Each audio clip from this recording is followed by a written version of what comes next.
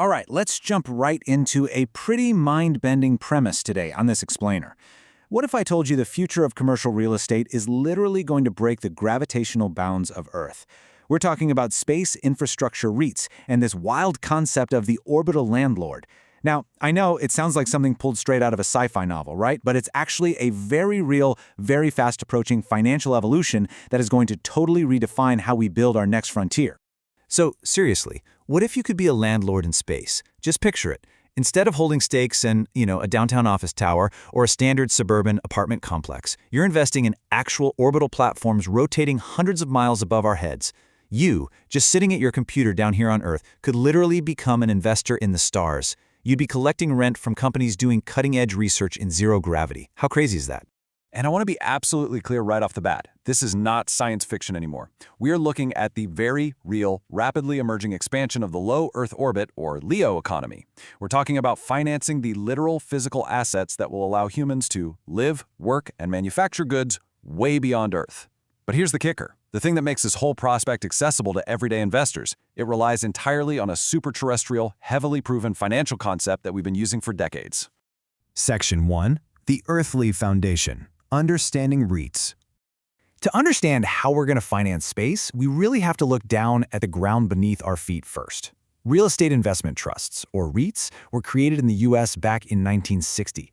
The original goal was straightforward and honestly incredibly democratic. It was designed to let everyday investors buy into massive income-producing properties, like big apartment complexes or office buildings, without having to, buy the entire building outright. And as our lives and tech evolved into the 2000s, this model naturally adapted. It expanded to include digital infrastructure, things like cell towers and massive data centers. So looking ahead to the 2030s, the projected expansion goes straight up to orbital platforms. Financing space is basically just the next logical step for physical commercial infrastructure. Okay, so how do they actually work? Well, traditional REITs have to follow a few pretty strict operational rules. They pool capital from thousands of investors to fund these massive projects. In return, they're legally required to distribute most of their taxable income back to those investors as dividends. Because they do that, they get to enjoy some really favorable tax treatment. But crucially, and this is important, they have to focus strictly on income-producing properties. It's all about generating predictable, frankly kind of boring, but very reliable revenue streams through multi-year leases. So keep that concept in your back pocket. Predictable leases. That's the secret sauce for taking this business model off-planet. Section 2. The Orbital Problem. The Missing Landlord.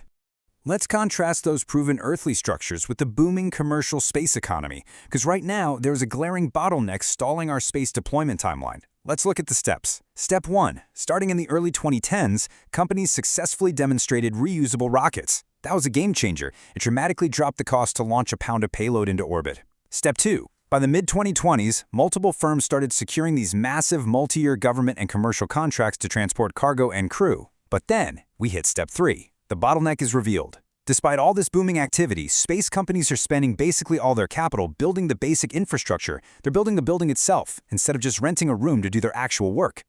And that brings us exactly to the concept of the orbital landlord. Right now, this is a completely missing commercial entity that would step in and issue shares backed by revenue-producing orbital hardware. Think about it from the perspective of, say, a biotech startup.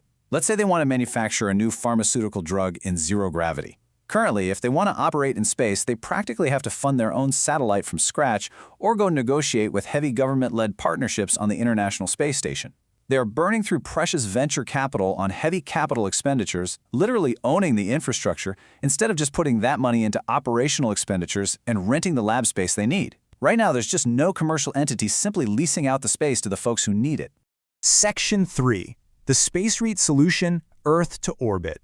Let's see how earthly real estate translates directly into orbital assets you could actually own. It's honestly fascinating how perfectly Earth assets map to space assets once you strip away all the rocket science and just look at the utility. On Earth, we have massive industrial warehouses storing goods. In space, well, that's just a pressurized microgravity module storing equipment or experiments. Down here, we have cell towers leasing vertical space to wireless carriers to broadcast signals. Up there, that is simply a communications payload or a data relay satellite doing the exact same job. We have terrestrial airports for planes. Space has launch complexes for rockets. The physical structure changes drastically, sure, but the core financial utility, it's exactly the same. Let's break down the actual business model here and see where the money comes from across these different asset classes. First, for dedicated platforms, think human habitats and free-flying space modules. The revenue source is microgravity research leases.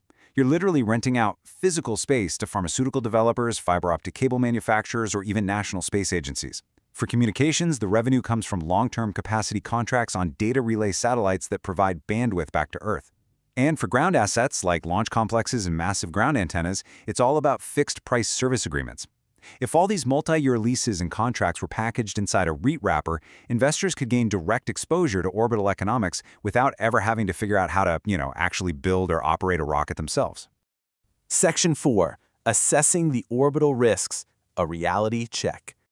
Okay, before we go launching our portfolios into the stratosphere, we definitely need a reality check. We must plainly state the extreme realities of operating in a microgravity environment. We are juxtaposing really mundane financial terms like yields and dividends with some incredibly intense physical risks. I mean, unique orbital risks include literal launch failures. A rocket could blow up and destroy a billion-dollar asset before it even starts working.